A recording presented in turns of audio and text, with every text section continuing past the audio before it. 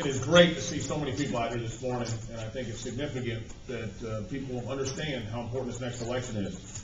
First, I want to thank Rob for doing this. I know you served the city so well for so many years, but for you to step back in after Jack Latona went down to Mexico and took this over, I'm very appreciative. I know the people in the room are appreciative. I also want to thank all of you for coming out. We've been doing this for 3, 4, 5 months. I'm not sure, Dean, if we can even keep track of it anymore. But it is great to see so many people show up, and it's great to see you all interested in the process, because at the end of the day, this is your city. This is not any of the candidates' city. It is your city, and it's important that you affect the outcome. I also want to thank the candidates. I'm glad Roy's here, because one of the things that I have seen in this debate is that there has been a high level of debate. There's been a very professional and, in our case, a very gentleman approach to the race, and I really commend the other candidates. I had said early on in this process that we are not going to lift this city if we are attacking those that are running for office. And we have taken the high road in this debate. I can tell you that Dean and I and Earl and Steve, we've gone all over the city, we've debated, and the debate has always been cordial, it's been collegial, and it signifies a bright future.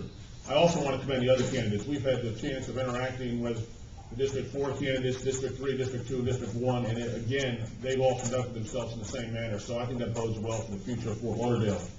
Briefly I'm going to touch on the one issue I want to get out of the way, the visiting process. Whether it's your visiting process, Rob, or it's the visiting process that Commissioner Smith has talked about with the American Assembly, I am 100% in support of it. I think the first thing we need to do is convene as a citizens group right after this election and map out the future of Fort Lauderdale, not just in terms of where we want to go as a city, but also in terms of our ULDR. It hasn't been redone since 1997. We need to update that. We need to plot out the future of downtown Fort Lauderdale. So I'm 100% in support of that, to put that on the record. Additionally, a couple major issues. All you have to do is open the Sun Sentinel this morning and look at the unemployment rate. You realize the number one issue confronting us is the economy.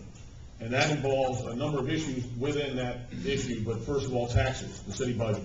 We have got to control the city budget. We have got to control property taxes.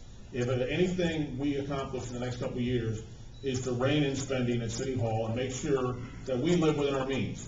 I just finished serving, as you know, as the ranking member for policy and budget in Tallahassee. We cut a $72 billion budget down to $66 billion. That's $6 billion in cuts we had to do in Tallahassee to make ends meet. We're going to have similar decisions that need to be made here in Fort Lauderdale. You need someone with experience making those decisions. With respect to our economy, downtown Fort Lauderdale, am I out of time already? I apologize. I thought we'd get a warning or something like that. Yeah. Anyway, I'd love to sit and talk to you all about the